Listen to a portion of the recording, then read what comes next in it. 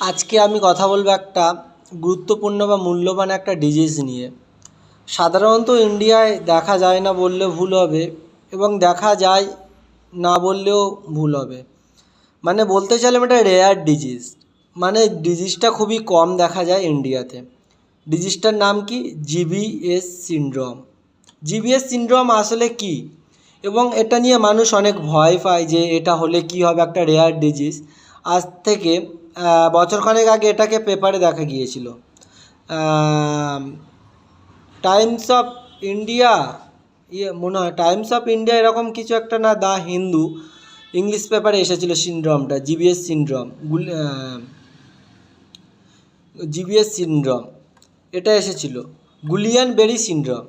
তাহলে এটা কী বা কেমন করে হচ্ছে সেটা আমি বলছি বিস্তারিতটা। এটা নিয়ে ভয় পাবার কোনো কারণ নেই, কারণ এটা না জানলেই ভয় লাগে, এবং জেনে গেলে এটা কী বা কীভাবে হচ্ছে, হলে কী করতে হবে, তখন তাহলে আর ভয় লাগবে না। কারণ আমরা না জানলেই অজানাকে আমাদের বেশি ভয় থাকে, এবং জানা থাকলে সেই জিনিসটার প্রতি সেরকম কোনো ভয় থাকে না। তাহলে কি এর মূল সমস্যাটা কি? গুলিয়ান বেরির মূল সমস্যাটা হচ্ছে যে দ্রুত বাড়তে থাকে মাসেল উইকনেস ওটা কি বাড়তে থাকে। তারপরে কি হচ্ছে, কোথায় সমস্যা হয়? সাধারণত এই গুলিয়ান বেরি সিনড্রোমটা পা থেকে শুরু হয়। কেন? এটা কি আমাদের বড় নার্ভে আক্রমণ করে, যে পেরিফেরাল নার্ভ আছে। এবং এটা কিন্তু বলে রাখি, এটা অটো ইমিউন ডিজিজ, এবং এটা বিস্তারিত অনেক বলতে গেলে বুঝতে পারবে না, কারণ এটা অনেক জটিল একটা বিষয়। তার জন্য সহজভাবে বলি, এটা কি পেরিফেরাল নার্ভে আক্রান্ত করে। এগুলো কোথা থেকে বেরোয়? আমাদের স্পাইনাল কর্ডের যে নার্ভ আছে 33 জোড়া, তার মধ্যেই আছে পেরিফেরাল নার্ভ। এবার সবথেকে বড় নার্ভে আক্রমণ করে পেরিফেরাল নার্ভে। তার জন্য এটা কি হচ্ছে, পেরিফেরাল নার্ভ বা পায়ে ছড়িয়ে গেছে, সেখান থেকে আছে sciatica nerve, common fibular nerve, tibia nerve, বিভিন্ন ভাগ আছে। ওসব আমি বলছি না, কারণ বললে বুঝতে পারবে না। এবার হচ্ছে কি হচ্ছে, পা থেকে শুরু হয়, মানে কি সাধারণত আমাদের পায়ের তলা থেকে সিনড্রোমটা শুরু হয়। পায়ের থেকে কি হচ্ছে, পায়ের তলা থেকে পায়ের উপরে আসছে, থাই আসছে, হাত আসছে, এরকম করে কি হচ্ছে, সিনড্রোমটা শুরু হচ্ছে। এবং আমি বলে দিলাম এটা হচ্ছে কি ইমিউনিয়াম সিস্টেম, পেরিফেরাল নার্ভকে আক্রমণ করে, তার জন্য এটাকে অটো ইমিউন ডিজিজ বলা হয়, তার জন্য এটা হচ্ছে। কিন্তু যে ব্যথা হবে এটা তা নয়, ব্যথা হওয়া প্রধান বৈশিষ্ট্য নয়, ঠিক আছে।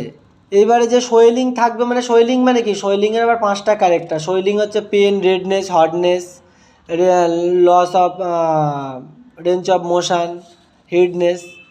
তারপরে কি সোয়েলিং এর প্রধান বৈশিষ্ট্য নয়, কিন্তু কি এটা কি হচ্ছে গুরুতর জিবিএস যে রেসপিরেটরি সিস্টেম। তাহলে কি যে সবথেকে একটা গুরুত্বপূর্ণ বিষয় হলো যে এটা রেসপিরেটরি সিস্টেম, যে আমাদের ডায়াফ্রাম আছে, শ্বাস প্রশ্বাসের পেশি। যখন আমরা শ্বাস নিচ্ছি ডায়াফ্রাম ফুলে যাচ্ছে, যখন ছাড়ছি তখন শ্বাস নিচ্ছি তখন ডায়াফ্রাম এখানে ছোট হয়ে যাচ্ছে, এটা পেটের এখানে থাকে, অ্যাবডোমেনে থাকে, এবং যখন শ্বাস ছাড়ছি ডায়াফ্রাম ফুলে যাচ্ছে। এটা কিন্তু যখন জিবিএস সিনড্রোমটা বেড়ে যাবে বা অ্যাডভান্স স্টেজে আমাদের রেসপিরেটরি সিস্টেমকে কিন্তু এটা অ্যাটাক করতে পারে।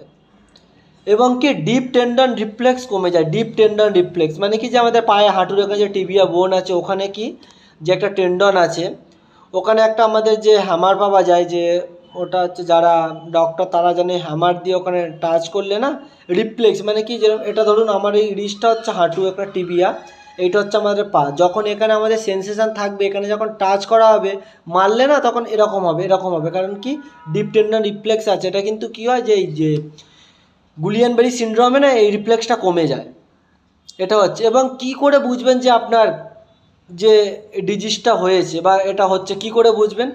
দেখবেন আপনার পায়ের তলায় না ঝিনঝিন করবে, আর যেন মনে হবে যে কোনো কিছু না, পায়ের তলায় যে হাজার একটা অসংখ্য পিন পটার মতো হতে থাকবে, পায়ের তলায় যেন পিন ফুটছে, কিন্তু কিছুই না, কেউ ফোটাচ্ছে না, কিন্তু মনে হতে থাকবে আপনার পায়ের তলায় যেন কেউ পিন ফোটাচ্ছে, এরকম হতে পারে। এবং মনে হবে আপনার পিঁপড়ে হাঁটছে পায়ের তলায়, পিঁপড়ে। তাহলে যখন গুলিয়ান বেরি সিনড্রোম হবে, এবং এর জন্য কি হবে, আপনাদের ডাক্তারখানায় যেতে হবে। এবং এটা কি যে তারপরে যে স্টেজ থেকে যে শুরু হয়, যে মানে কি ডাক্তারকে যে হসপিটালে গিয়ে অ্যাডমিট হলেন বা ট্রিটমেন্ট হলেন, এর অনেকগুলো যে মানে ভ্যাকসিন বা অনেক কিছু আছে সেগুলো।